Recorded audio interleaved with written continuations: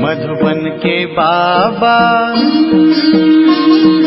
मधुबन के बाबा मुरली वाले, आपका क्या कहना, आपका क्या कहना। ओम शांति।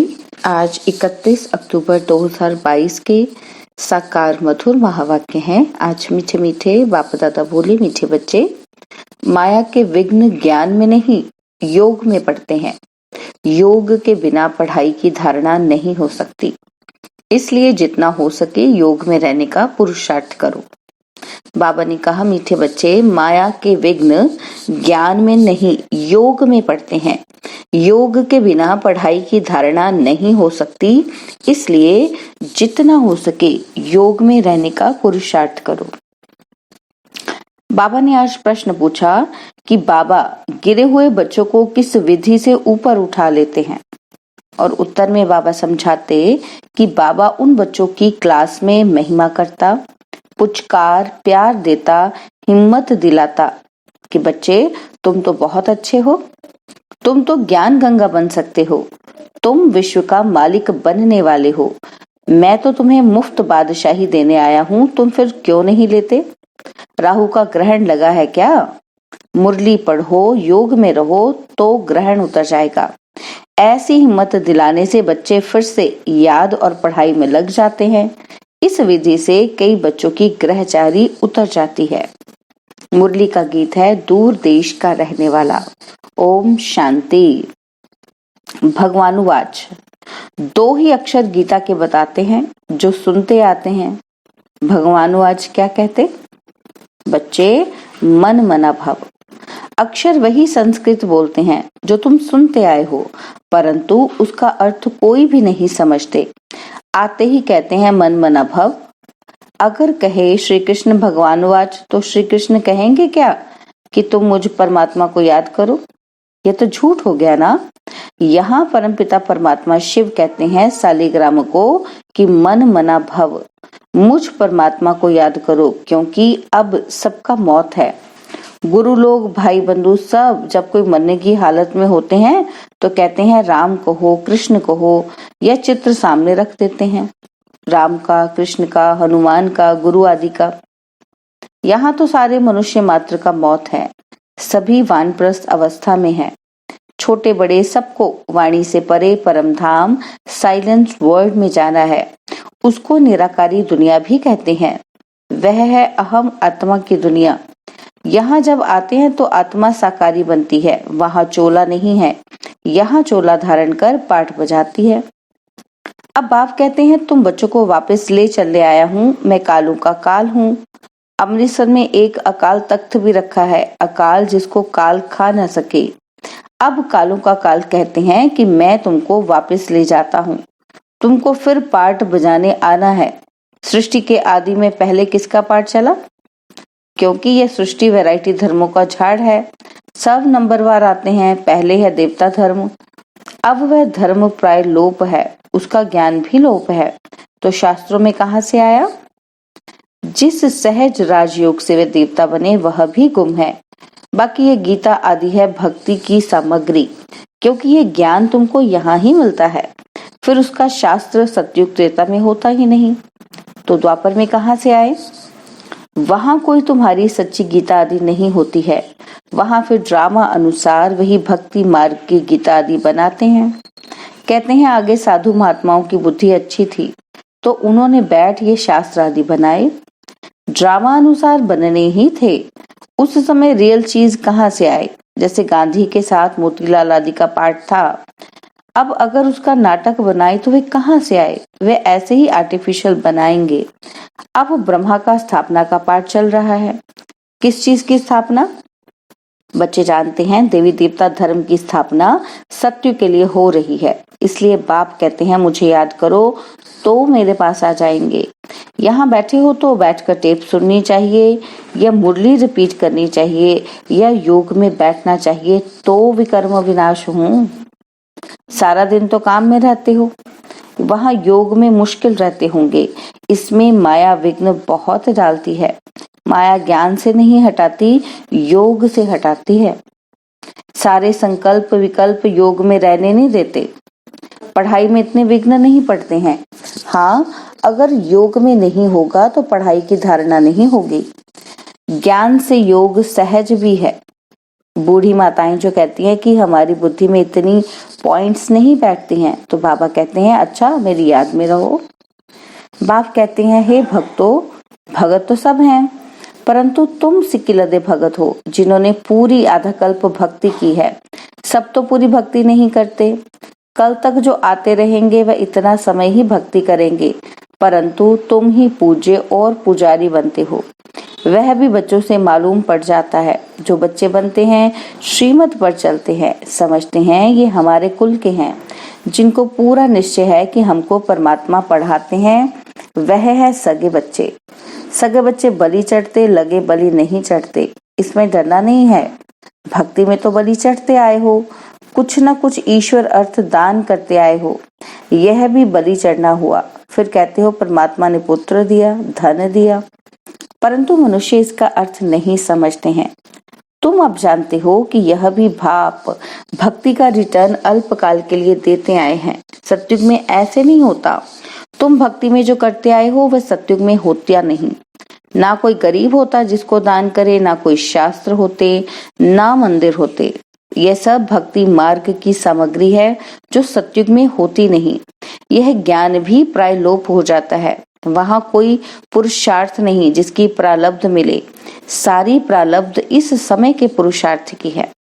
इस्लामी बौद्धियों की नॉलेज तो परंपरा चलती है, क्योंकि उनकी पीछे स्थापना के पीछे विनाश नहीं है, तो उनको सब पता रहता है। परंतु तुम्हारे पीछे विनाश होता है तो इसमें सब खलास हो जाता है। फिर द्वापर में वही वेद शास्त्र आदि निकलेंगे।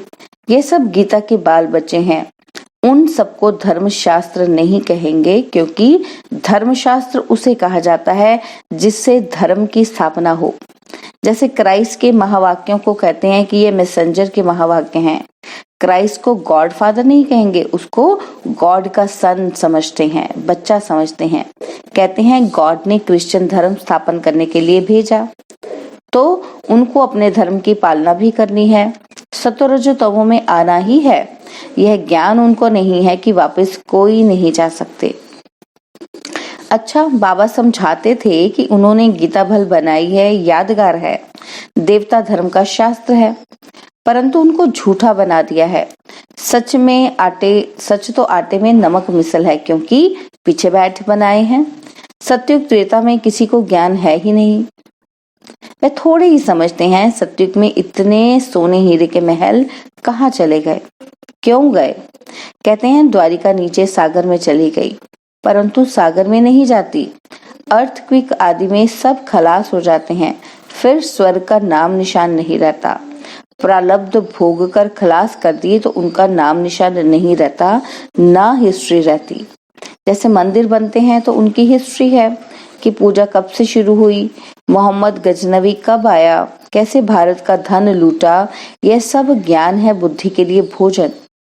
परंतु योग ठीक नहीं होगा तो सुनने समय खुश होगा, परंतु ठहरेगा नहीं। पवित्र नहीं होगा तो ठहरेगा नहीं। इसमें किसी का वश नहीं। ये शास्त्रों का ज्ञान नहीं है, वह तो सभी कंठ कर लेते हैं। यह तो पढ़ाई है 21 जन्मों के लिए। बाबा कहते हैं शास्त्रों का ज्ञान नहीं है जिसको बस रट्टा लगा के याद कर लिया, कंठ कर लिया। बाबा कहते हैं ये पढ़ाई है ना। पढ़ाई समझनी होती है, फिर धारण करनी होती है। बाबा कहते हैं ये पढ़ाई है 21 जन्मों के लिए। वहां भल बाप के तख्त पर बैठेंगे, परंतु वह भी यहाँ की कमाई के प्रारब्ध हैं।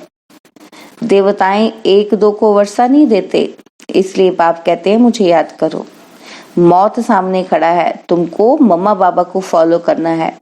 वैसे न्यासी के नाम मात्र फॉलोअर्स बनते हैं।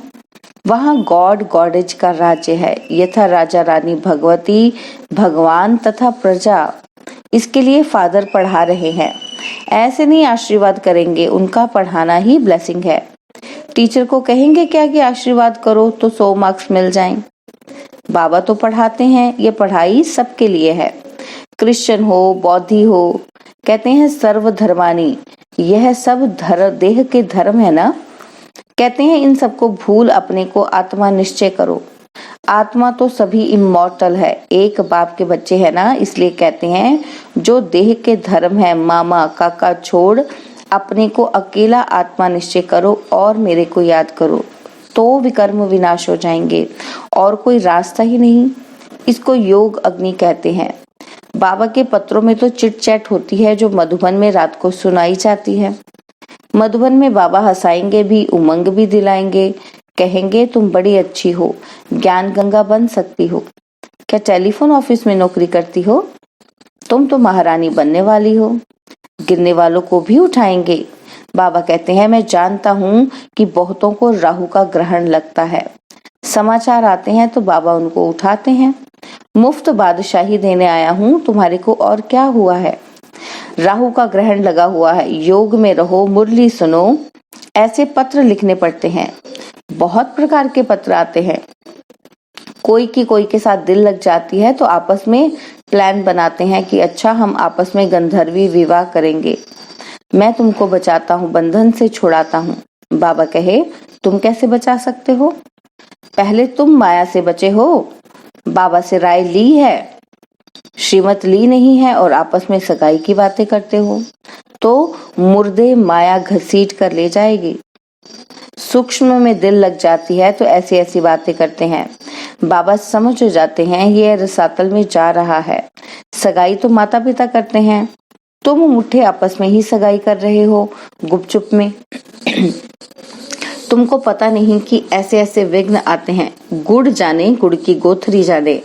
बाबा तो सभी बच्चों को जानते हैं। कोई भी पूछ सकते हैं कि बाबा मैं मतेला हूँ या सोतेला हूँ। अब शरीर छूट जाए तो क्या पद मिलेगा? शरीर पर किसी का भरोसा नहीं है। स्टीमर डूब जाता है, एरोप्लेन गिर जाता है तो क्या गति होती है? मौत तो सबके सिर पर खड़ा है। इसलिए आज का काम कल पर नहीं रखना है, नहीं तो धर्मराजपुरी में साक्षात्कार होगा। देखो कल कल करते काल खा गया। श्रीमत पर ना चले तो राज्य पद गवा लिया। थोड़ा भी सुनने वाला हो तो स्वर्ग में आ जाएगा। फिर जो जितनी स्थापना में मदद करेंगे तो उनका उतना पद मिलेगा। जैसे गांधी जी को मदद की, कितने जेल में गए, कितने मरे, रिटर्न में क्या मिला? कोई साहूकार कांग्रेसी के पास जाकर जन्म लिया होगा। अब समय बाकी कितना थोड़ा है, फिर क्या सुख मिला? ज्ञान सुनकर जाते तो व्यर्थ नहीं जाएगा। यहाँ कुछ छुड़ाया नहीं जाता है। यह तो उन्होंने तंग किया विकारों के लिए, तब लाचारी में उनको छोड़ना पड़ा, नहीं तो क्या करें? तो बाप को शरण देनी पड़ी। ऐसे तो अब तक भी शरण लेते रहते हैं, इसमें भगाने की बात तो ही है ही नहीं। यह तो ड्रामा अनुसार गौशाला बननी थी। है तो बच्चे, परंतु उन्होंने नाम गौशाला डाला है। कहते हैं कृष्ण ने नदी पार की तो गौओं ने भी पार की होगी। है सारी बात इस समय की। इन सब बातों से पहले ज्ञान लो और बाप से वर्षा लो। भल धंधा करो, साथ साथ ये सेकंड कोर्स उठाओ। विलायत में रहते हुए मुरली जरूर पढ़ो। अच्छा, मीठे मीठे सिकिलदे बच्चों प्रति माता पिता बाप दादा का याद प्यार और गुड मॉर्निंग। रूहानी बाप की रूहानी बच्चों को नमस्ते। हम रूहानी बच्चों की रूहानी बाप दादाजी को दिलवा जान सिकवा प्रेम से नमस्ते। ओम शांति। प्यारे बाबा, मीठे बाबा, मेरे बाबा, शुक्रिया बाबा, शुक्रिया बाबा, शुक्रिया बाबा। धारणा के लिए मुख्य सार है। पहला पॉइंट है, देह के संबंधों को भूल अपने को अकेली आत्मा समझना है। बाप पर पूरा पूरा बलि चढ़ना है, इसमें डरना नहीं है। धर्म राज की सजाओं से बचने के लिए आज का काम कल पर नहीं छोड़ना है। पढ़ाई के आधार से बाप की ब्लेसिंग लेते रहना है। बाबा ने वरदान दिया, मन से दृढ़ प्रतिज्ञा कर मन मना भव के मंत्र को यंत्र बनाने वाले सदा शक्तिशाली भव।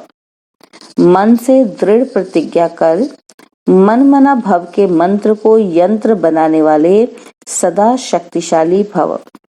जो बच्चे सच्चे मन से प्रतिज्ञा करते हैं तो मन मना भव हो जाता है और यह मन मना भव का मंत्र किसी भी परिस्थिति को पार करने में यंत्र बन जाता है। लेकिन मन में आए कि मुझे ये करना ही है, यही संकल्प हो कि जो बाप ने कहा वह हुआ ही पड़ा है, इसलिए कोई भी प्रतिज्ञा मन से करो और दृढ़ करो तो शक्तिशाली बन जाएंगे। बार बार अपने को चेक करो कि प्रतिज्ञा पावरफुल है या परीक्षा पावरफुल है। परीक्षा प्रतिज्ञा को कमजोर न कर दे।